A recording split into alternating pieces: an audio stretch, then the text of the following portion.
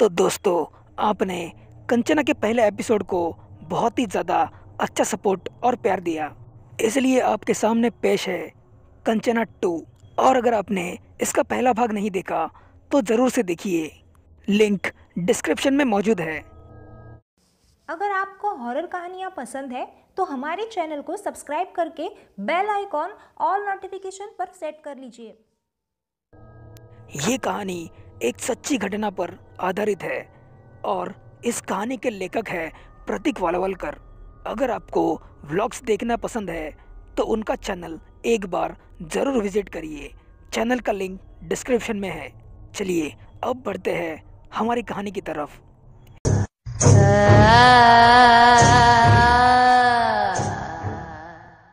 ये कहानी है 2004 की। एक शहर में एक कंचना नाम की औरत रहती थी। वो दिमाग से पागल थी और उसके पागलपन की वजह से किसी ने उस बेचारी कंचना का फायदा उठाया और वो उसी की वजह से प्रेग्नेंट भी हो गई थी। कंचना को अपना घर बार कुछ भी याद नहीं था। वो दिन भर ऐसे ही इधर उधर सड़क पर भटकती रहती थी और फिर रात होने के बाद फुटपाथ या फिर किसी पार्क में ही सो जाती थी। लेकिन एक लड़का था जो कंचना को बहुत ही ज़्यादा छेड़ता था, टॉर्चर करता था और चिढ़ाता रहता था, क्योंकि उस लड़के को कंचना को छेड़ने में बड़ा मज़ा आता था। वो लड़का टॉर्चर कर कर के उसे हमेशा रुलाता था। बेचारी कंचना चुपचाप ये जुल्म सह लेती थी और वो फूट फूट के रोती थी। उसने ये बात सबको बताई थी, लेकिन पागल औरत का कौन सुनेगा। वो लड़का कंचना को हर रोज सताता था। एक दिन कंचना एक सड़क पार कर रही थी और तभी उसके सामने तेजी से एक ट्रक आ गया और उस ट्रक ने कंचना को उड़ा दिया। उस एक्सीडेंट से कंचना की मौत हो गई।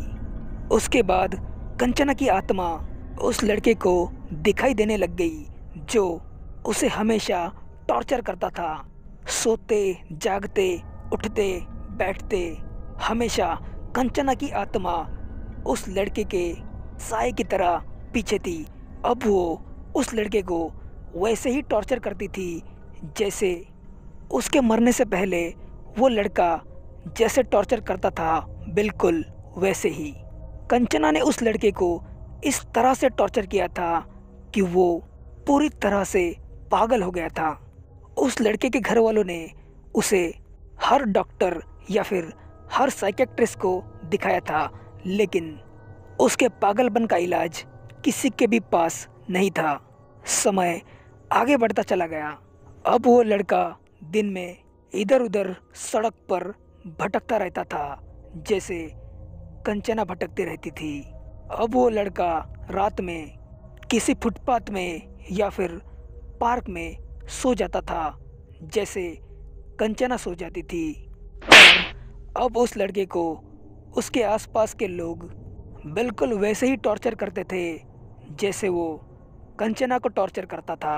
उसके बाद वो लड़का ज़्यादा दिनों तक नहीं जिंदा रह पाया और कुछ ही दिनों के बाद वो लड़का भूखा प्यासा तड़प तड़प के मर गया।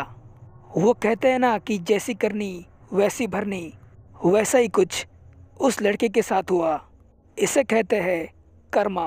अगर आप किसी का अच्छा चाहोगे तो आपके साथ भी ज़रूर कुछ अच्छा होगा, और अगर आप किसी का बुरा चाहोगे तो आपके साथ ज़िंदगी में ज़रूर कुछ ना कुछ बुरा होगा ही होगा। इसलिए हमेशा इंसान की सोच अच्छी होनी चाहिए।